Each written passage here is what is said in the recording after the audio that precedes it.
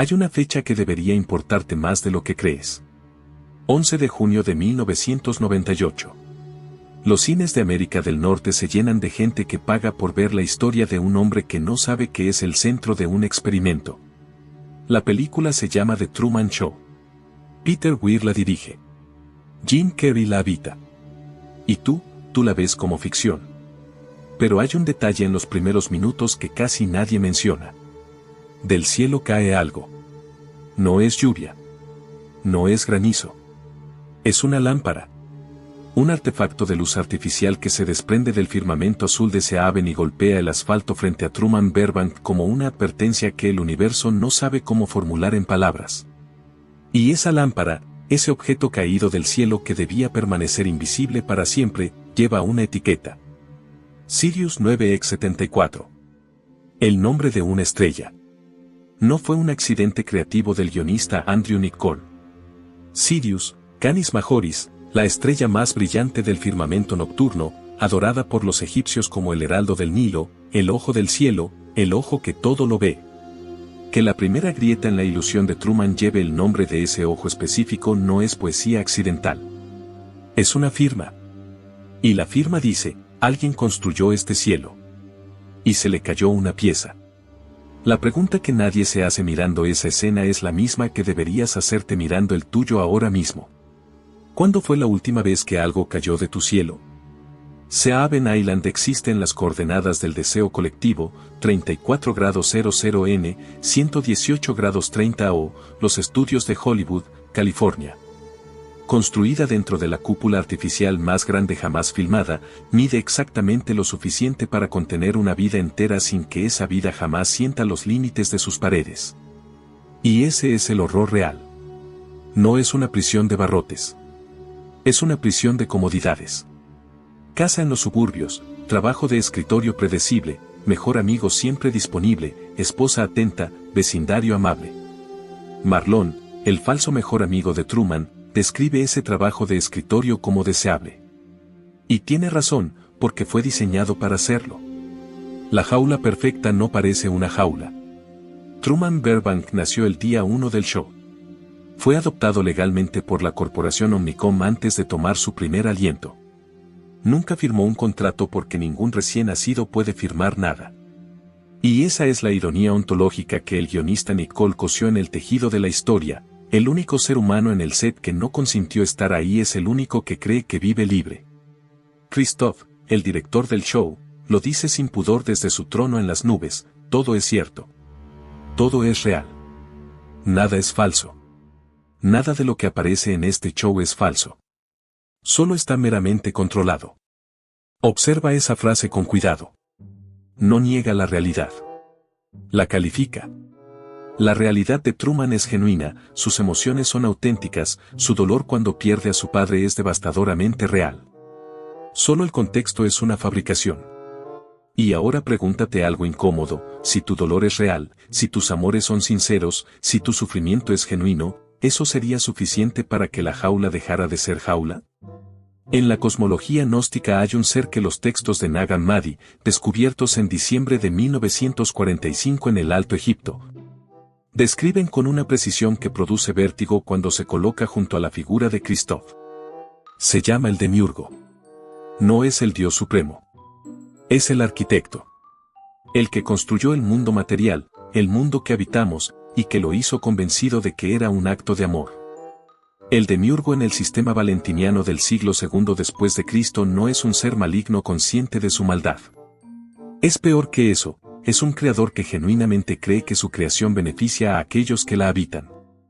Christoph, interpretado por Ed Harris, vive literalmente en las nubes. Controla el sol, la lluvia, el viento. Decide cuando Truman duerme y cuando despierta, quién entra en su vida y quién desaparece de ella. Creó a su protagonista, lo protegió del mundo exterior, lo mantuvo seguro en una burbuja iridiscente de felicidad manufacturada. Y cuando Truman finalmente confronta esa pared que delimita el horizonte falso, Christoph le habla desde el cielo con la voz de un padre que no entiende por qué su hijo quiere irse. Seaben es el único mundo real que conoces. El Demiurgo también diría algo así. Los gnósticos creían que el mundo material era una prisión de luz degradada, que la chispa divina dentro del ser humano anhelaba ascender más allá de las esferas construidas por el demiurgo. Esa chispa tiene un nombre, Pneuma. Espíritu. Truman no busca la libertad porque sea inteligente. La busca porque algo dentro de él recuerda que hay algo más allá del horizonte pintado. La pregunta es si tú también lo recuerdas. Deja que el dato caiga despacio, como esa lámpara del cielo. 10 años después del estreno de la película, exactamente en 2008. Los psiquiatras Joel Gold e Ian Gold publican en la revista académica Cognitive Neuropsychiatry un artículo que describe por primera vez un trastorno que no existía antes de 1998. O que no tenía nombre. Lo llaman The Truman Show delusión. Delirio de tipo persecutorio en el que el paciente cree que su vida es un reality show transmitido las 24 horas, que las personas a su alrededor son actores, que las cámaras están en todas partes, incluso, en el caso documentado de uno de sus primeros pacientes, implantadas quirúrgicamente dentro de sus propios ojos. Ese paciente viajó a Nueva York convencido de que las Torres Gemelas seguían en pie, porque su derrumbe el 11 de septiembre de 2001 había sido un evento fabricado específicamente para el show de su vida. Si llegaba a Manhattan y las encontraba intactas, tendría la prueba irrefutable de que era el protagonista de su propio espectáculo. Las torres no estaban en pie. Y sin embargo, eso no curó su certeza. Solo la relocalizó. El síndrome de Truman no aparece en el DSM-5 ni en el CIE-11. No es un diagnóstico oficial. Es una descripción clínica que flota en el liminal entre la psicosis paranoide y algo que ningún manual se atreve a nombrar directamente, la percepción lúcida de que el mundo tal como nos lo han presentado es, en algún nivel estructural, una escenografía. ¿Y si la línea entre el paciente y el filósofo es más delgada de lo que nos conviene creer?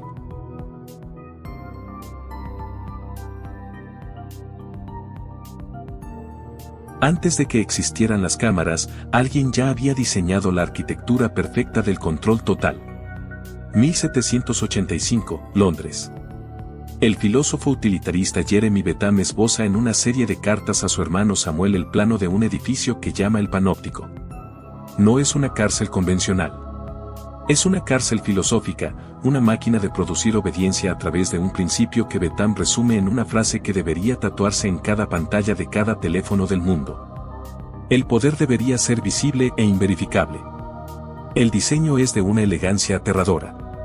Una torre circular en el centro. Celdas dispuestas en anillo alrededor de esa torre, cada una con ventanas que permiten que la luz del exterior atraviese y siluetee al prisionero contra el muro posterior. El guardia en la torre central puede ver a todos los prisioneros en todo momento. Pero los prisioneros no pueden ver al guardia. No saben si están siendo observados ahora mismo o si la torre está vacía. Y eso es lo que los disciplina. No la certeza de ser vigilados. La posibilidad permanente de serlo. Bentham nunca construyó su panóptico en su forma original. Pero su lógica se filtró en cada escuela, cada fábrica, cada hospital del siglo XIX. Y cuando llegó el siglo XXI con sus algoritmos y sus cámaras de reconocimiento facial, la idea de Bentham no evolucionó. Simplemente encontró su forma definitiva. Michel Foucault, filósofo francés nacido en Poitiers el 15 de octubre de 1926. Murió en París el 25 de junio de 1984 de una enfermedad que entonces no tenía nombre claro pero que hoy reconocemos como complicaciones del VIH. Murió sin ver el Internet. Sin ver el smartphone. Sin ver las redes sociales. Y sin embargo los vio a todos.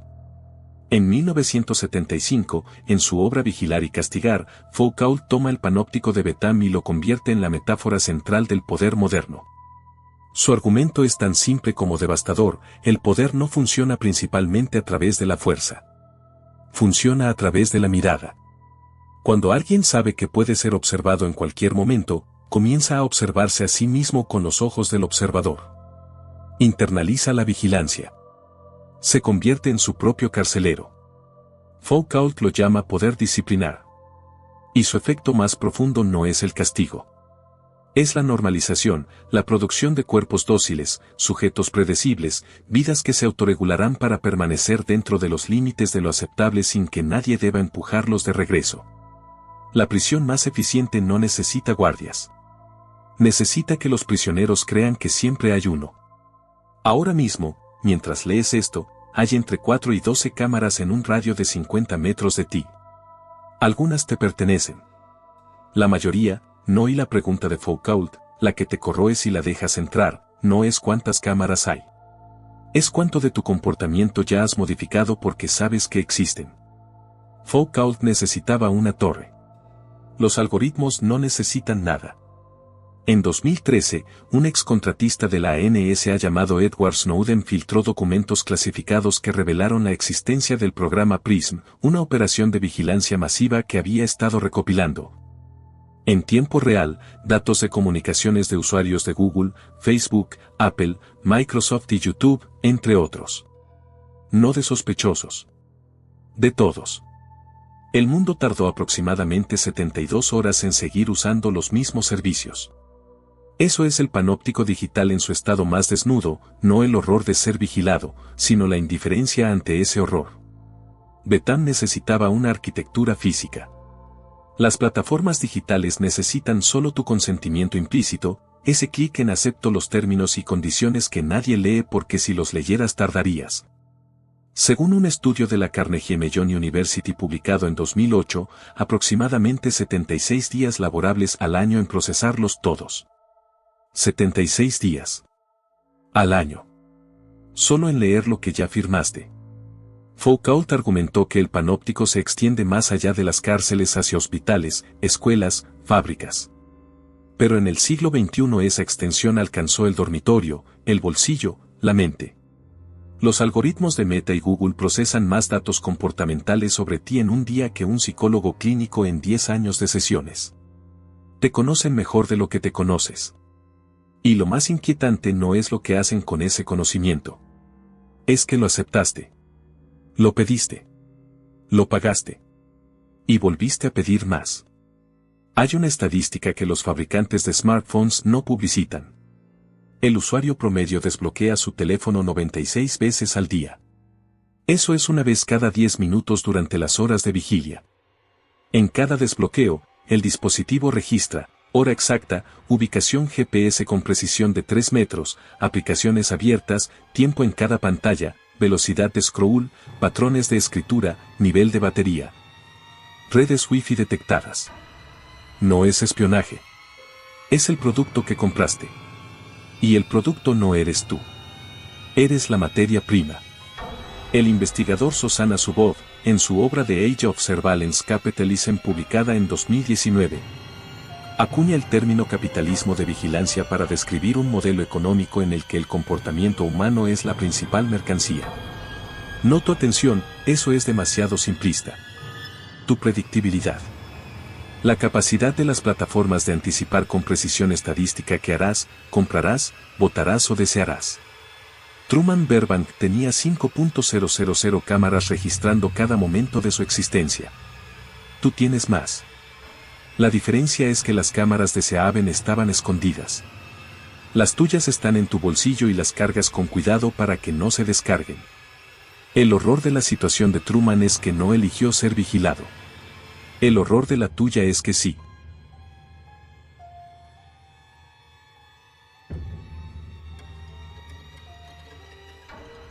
Christoph no solo observaba a Truman. Lo dirigía. Cuando Truman mostraba curiosidad por el océano, la única ruta de escape posible, Christoph sembraba en su vida un miedo al agua. Fabricó el ahogamiento del padre de Truman en una tormenta marina. Plantó fobias como se plantan minas, invisibles, enterradas en el suelo emocional de la infancia, listas para detonar cada vez que Truman se acercara demasiado al borde del decorado. Eso se llama ingeniería conductual. Y los algoritmos de recomendación hacen exactamente lo mismo, con una eficiencia que Christoph habría envidiado. En 2014, el equipo de investigación de Facebook, bajo el protocolo conocido como Emotional Contagion Study, manipuló sin consentimiento explícito los muros de noticias de 689.003 usuarios durante una semana. mostrando contenido sesgado hacia emociones positivas o negativas para medir si las emociones se contagian a través de redes sociales. Los resultados, publicados en las Proceedings of the National Academy of Sciences, confirmaron que sí. Que el estado emocional de más de 500.000 de personas había sido alterado deliberadamente. El mundo tardó un ciclo de noticias en olvidarlo. Christoph no necesitaba actores para provocarle angustia a Truman. Solo necesitaba controlar qué información llegaba a sus ojos. Tu Christoph tampoco necesita actores. Solo necesita tu feed. Guy Debord, filósofo situacionista francés, publicó La Sociedad del Espectáculo en 1967. Murió con un disparo en el corazón el 30 de noviembre de 1994, en lo que fue oficialmente declarado suicidio.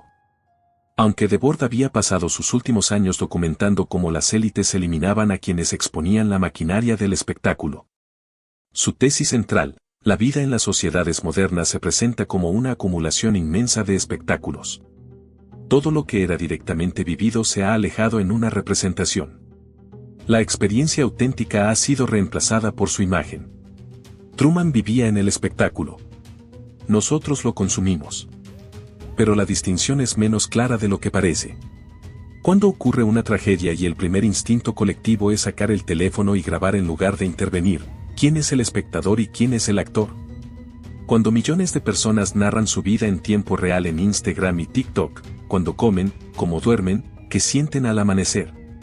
Han adoptado voluntariamente la estructura del reality show que Truman habitó sin consentimiento. La ironía siniestra es esta: Truman quería salir del show. Nosotros pagamos una suscripción para entrar. Y la audiencia somos nosotros mismos. Nos vigilamos, nos calificamos, contamos los likes como Christoph contaría los puntos de audiencia, y modificamos nuestra conducta en función de los números. El panóptico evolucionó. Ya no necesita guardia. Necesita seguidores. En una fábrica de la Western Electric Company en Hawthorne, Illinois, entre 1924 y 1932, los investigadores de la Universidad de Harvard condujeron una serie de experimentos para medir cómo las condiciones de trabajo afectaban la productividad. Cambiaron la iluminación. Cambiaron los horarios de descanso. Cambiaron las temperaturas. Y descubrieron algo que no esperaban encontrar. La productividad aumentaba independientemente de que cambiaban. Con más luz o menos luz. Con más descanso o menos. La única variable consistente era que los trabajadores sabían que estaban siendo observados. Lo llamaron el efecto Hawthorne. El ser observado cambia al ser observado. No hay forma de medir una conducta humana sin alterarla por el acto de medirla. Heisenberg lo formuló para partículas subatómicas en 1927 con su principio de incertidumbre: observar un sistema cuántico inevitablemente lo perturba. Pero Hawthorne lo mostró en seres humanos, en una fábrica, con cronómetros y registros de producción. Ahora suma a esto: si la simple posibilidad de ser observado ya modifica tu conducta, ¿cuánto de lo que eres en este momento es auténticamente tuyo? ¿Cuánto de tu personalidad, tus opiniones, tus deseos declarados, es el resultado de décadas de ajuste conductual bajo la mirada posible de cámaras, algoritmos, vecinos y jefes? ¿Quién serías en ausencia total de testigos? ¿Alguien que reconocerías? Permíteme decir algo que los manuales de psiquiatría no dicen. La paranoia, en su forma clínica, es una distorsión cognitiva. El paranoico atribuye intencionalidad a eventos aleatorios, ve patrones donde no existen, construye narrativas de persecución que no tienen sustento en la realidad verificable. Eso está claro. Pero hay una pregunta que la psiquiatría evita con una elegancia que Foucault habría señalado como sospechosa: ¿qué pasa cuando la vigilancia es real? El primer paciente documentado con Truman Show delusión, descrito en el artículo de los Gold, un hombre al que los registros clínicos no identifican por nombre, viajó a Manhattan creyendo que el 11S había sido fabricado para su show personal. Eso es delirio clínico. No hay duda. Pero otro de los pacientes documentados creía que las cámaras de su barrio lo seguían, que sus llamadas estaban intervenidas, que su historial de búsqueda era monitoreado por una entidad sin nombre. Ahora dime, ¿cuál de esas creencias es el delirio? Philip K. Dick, autor de Sueñan los androides con ovejas eléctricas, vivió sus últimos años convencido de que una entidad lumínica de información viva, que llamó VALIS, Vast Active Living Intelligence System, había penetrado su mente y le había revelado verdades sobre la naturaleza simulada de la realidad. Los psiquiatras consideraron su estado preocupante. Pero sus novelas describieron con exactitud perturbadora tecnologías de vigilancia que no existían aún. La línea entre el vidente y el paranoico es más delgada que una señal de Wi-Fi.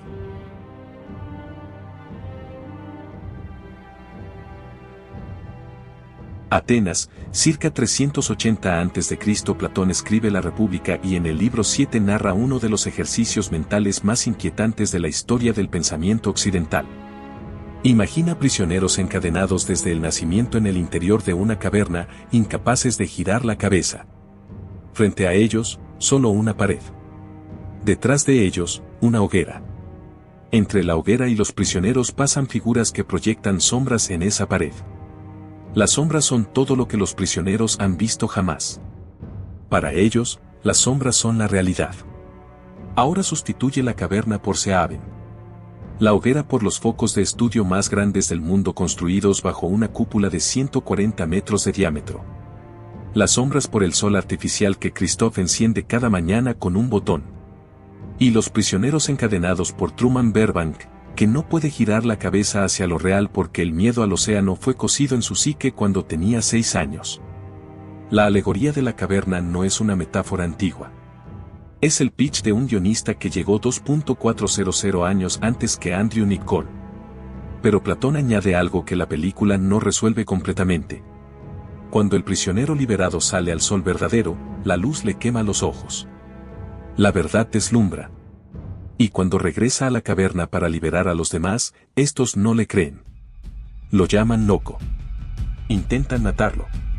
Los guardianes de la caverna no son los carceleros. Son los demás prisioneros, demasiado cómodos con sus sombras. Hay un momento en la película que los análisis filosóficos usualmente ignoran porque está disfrazado de entretenimiento. Christoph, desde su sala de control orbital, podría haber detenido a Truman en cualquier punto de su fuga. Podría haberle enviado otra tormenta. Otro miedo. Otro actor convenientemente posicionado para redirigir su trayectoria. Y sin embargo, en el acto final, cuando Truman llega a la pared y encuentra la puerta de salida, Christoph abre. No actúa. Abre. Le ofrece argumentos. Le explica que afuera el mundo es peligroso, incierto, cruel. Que Seaben fue construida por amor.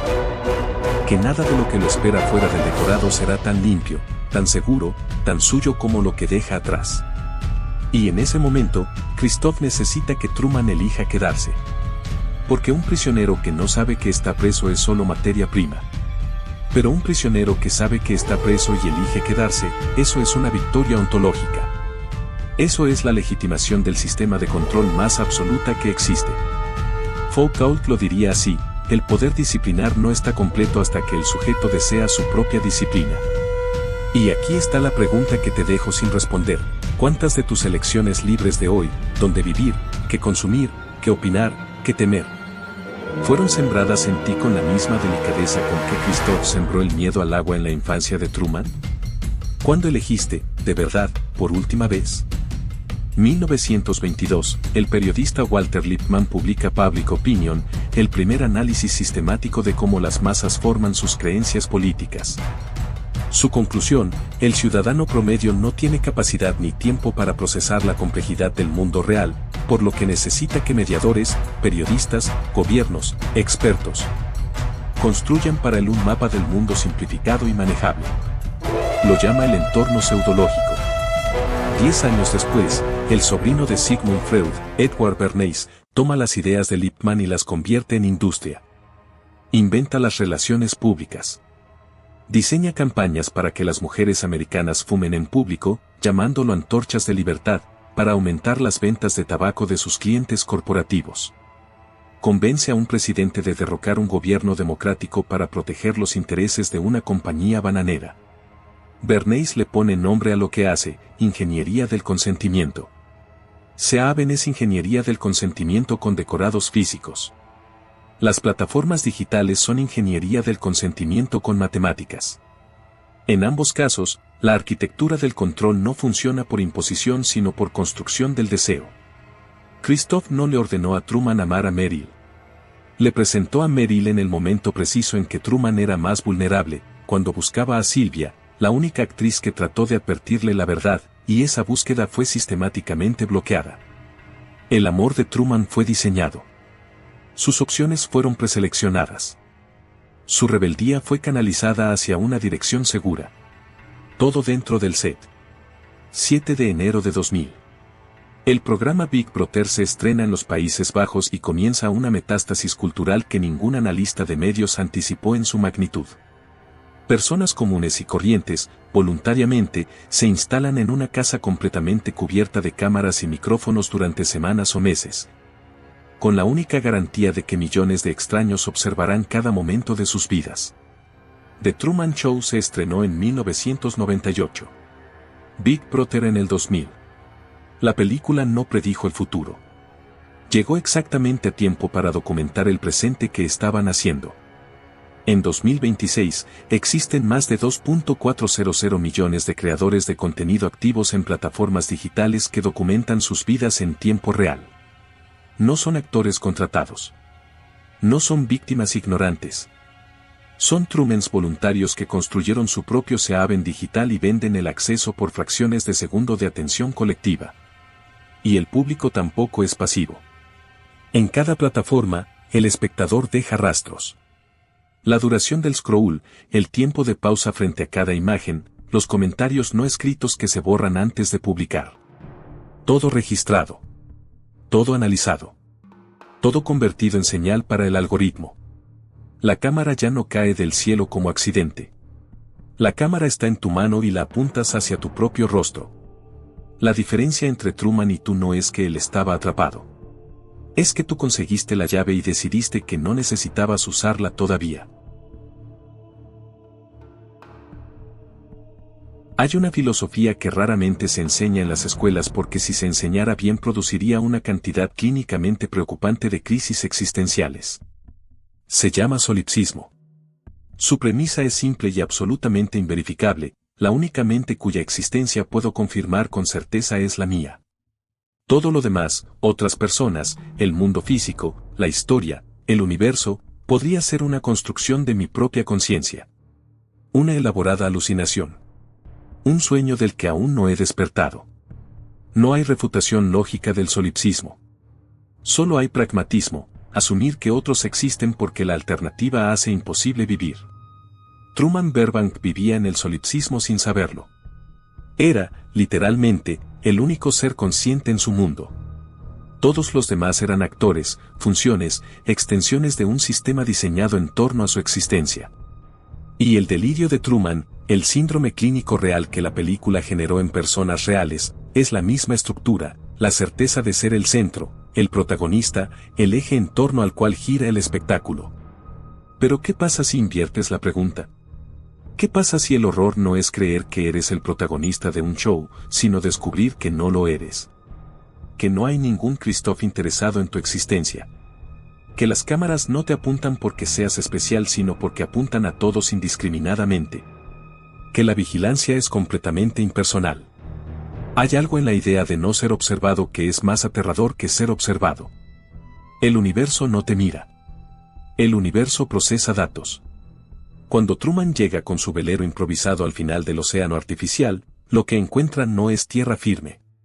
Es una pared. Una pared pintada con el mismo cielo azul que ha visto toda su vida. Una pared que es, simultáneamente, el fin del mundo conocido y la primera evidencia material de que ese mundo era una construcción. La primera cosa real que ha tocado en su vida. Y en esa pared hay una puerta. Una puerta pequeña, doméstica, casi vergonzosa en su humildad. Sin nombre. Sin señalización. Solo un pomo negro en una pared azul al final del océano. Esa puerta es el símbolo más preciso del umbral liminal que la filosofía ha buscado describir desde Platón. El momento exacto en que la conciencia reconoce la falsedad de su marco de referencia y se encuentra ante la opción de seguir adentro o cruzar hacia lo desconocido. No hay manual para ese momento. Los gnósticos lo llamaban gnosis, el conocimiento súbito, no aprendido sino recordado, de que hay una realidad más allá del mundo material construido por el demiurgo. Los budistas lo llaman despertar. Los existencialistas lo llaman náusea, esa sensación de Sartre de descubrir que la existencia precede a la esencia y que nada, absolutamente nada, tenía que ser como es. Truman abre esa puerta. La pregunta que la película no responde, la que Weir dejó deliberadamente abierta, es que encuentra del otro lado. Porque el mundo real que Truman abandona se aben para alcanzar es también, en 1998, en 2026, en cualquier año, un mundo diseñado por industrias, narrativas y sistemas de control que simplemente son más grandes y menos visibles que la cúpula de Christoph. Salió de un set y entró en otro. Solo que este no tiene paredes que puedas tocar. Los psiquiatras Joel e Ian Gold documentaron algo que el artículo académico menciona de pasada pero que merece ser sostenido en el aire hasta que pese lo suficiente. Algunos de sus pacientes con Truman Show delusión, una vez tratados, una vez que los delirios persecutorios se dieron bajo medicación, no experimentaron alivio. Experimentaron vacío. Porque la creencia de ser el protagonista de un show, por aterradora que sea en su forma clínica, confiere algo que la realidad ordinaria no ofrece: centralidad. Significado. La certeza de que tu existencia importa tanto que un sistema entero fue construido a tu alrededor. Quitarle eso a alguien no es curación. Es amputación. Y aquí está la ironía más oscura de toda esta narrativa, en un mundo donde el panóptico digital existe y funciona, donde los algoritmos sí te observan y te modelan, donde plataformas corporativas sí modifican tu comportamiento deliberadamente, donde la ingeniería del consentimiento sí opera en cada pantalla que miras, la pregunta de si alguien te está mirando ya no es delirio. Es solo una pregunta sobre la escala del observador. No hay un Christoph personal para cada uno de nosotros. Hay un sistema que nos procesa a todos simultáneamente y que no distingue entre tú y los otros 8.100 millones de puntos de datos que comparten el set contigo. El horror del síndrome de Truman era creer que eras especial. El horror de la realidad es que el sistema de vigilancia funciona exactamente igual si no lo eres. Hay algo que Truman hace al final, justo antes de cruzar la puerta, que casi nadie menciona. Se detiene. No por miedo. No porque Christoph lo haya convencido. Se detiene porque, en ese umbral exacto, comprende algo que ningún análisis filosófico puede diseccionar completamente sin perder su filo, que cruzar esa puerta no lo libera del hecho de haber sido construido. Sus miedos al agua fueron sembrados. Sus amores fueron dirigidos. Sus sueños de exploración fueron sistemáticamente saboteados durante décadas. Su identidad entera, su nombre, Truman, hombre verdadero, la ironía más cruel del guión, fue elegida por Christoph como etiqueta de marketing.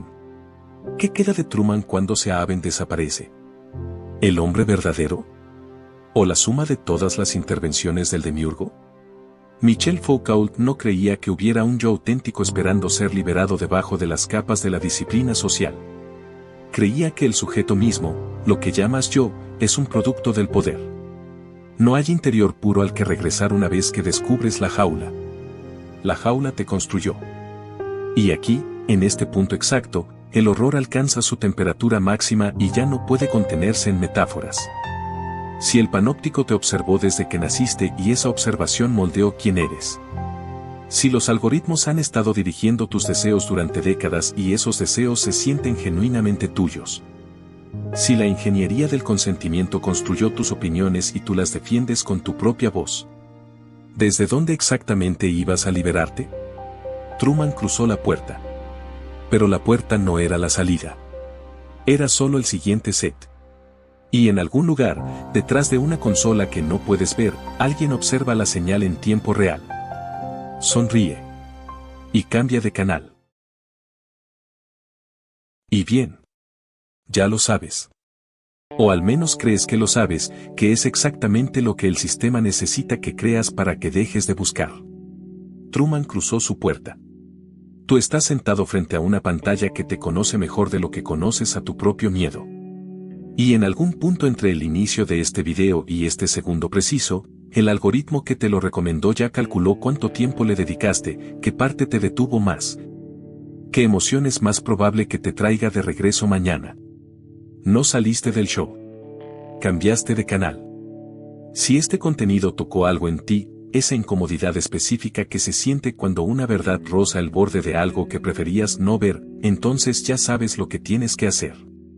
Suscríbete al canal. Activa la campana.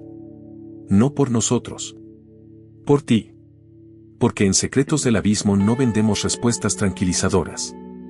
Vendemos las preguntas que nadie más se atreve a formular en voz alta. Y si apagaste las luces para ver este video, es porque en algún nivel ya sabías que la oscuridad es el único lugar donde ciertas verdades se ven con claridad. La próxima entrega ya está siendo construida. Y el tema te va a resultar familiar. Demasiado familiar. Yo soy la voz de Secretos del Abismo. El narrador que sabe demasiado y lleva demasiado tiempo pagando el precio. Cuídate ahí afuera. ¿O no? Total, alguien ya lo está haciendo por ti.